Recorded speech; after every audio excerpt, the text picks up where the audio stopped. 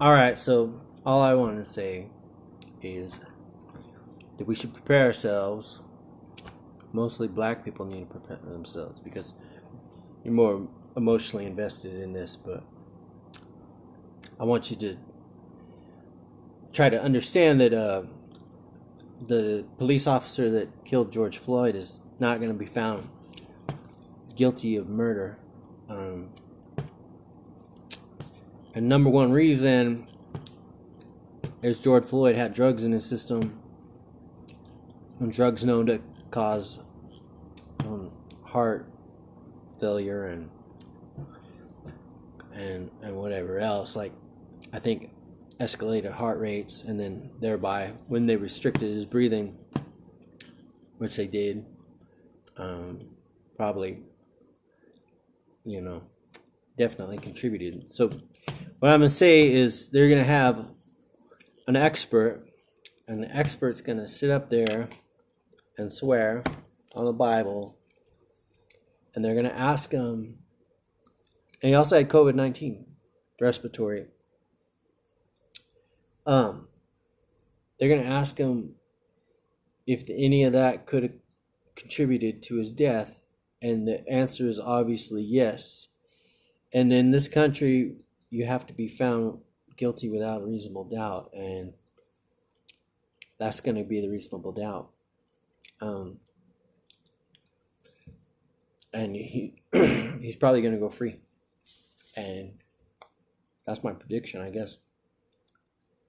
And it's going to be a big problem for you guys, but people get off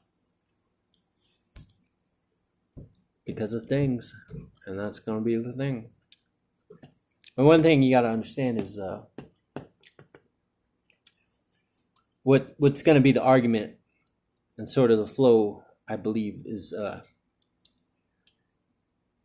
that there was a period of time that wasn't recorded and wasn't on, everything.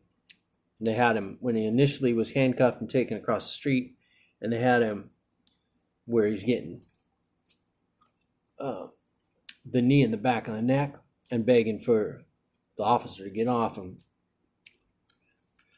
So what you have to understand is that between then, if you listen to one officer, he says, we tried. They said, why don't you put him in the car? The officer comes back and said, we tried that for 10 minutes. That 10 minutes is going to be pretty important because what the officer's defense is going to be something to the effect of, the guy went nuts, was on meth, going nuts in the back of the car. We pulled him out, and they tried to hold him down to wait for him to quit fighting back.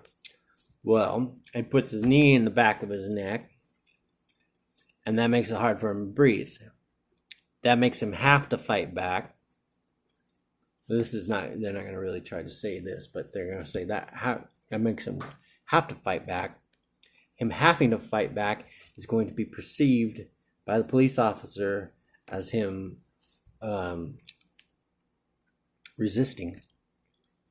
And what if he could have laid down and relaxed and let them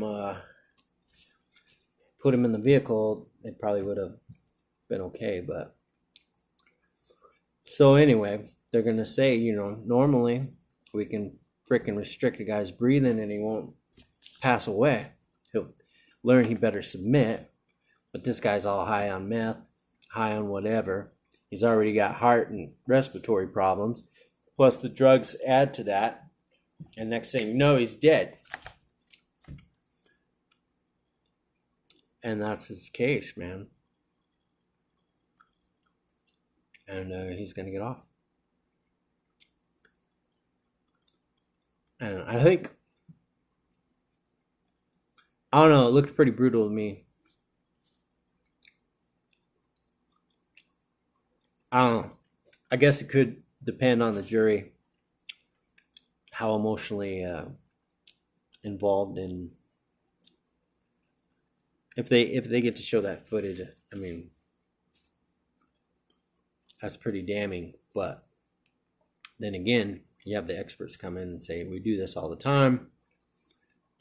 We panic the guy, make him submit, and everything's fine and dandy. If he doesn't have this problem, this problem, this problem, he's alive today. And nobody killed him on purpose. And that's the defense. So, and yeah, I think that's about enough for that video.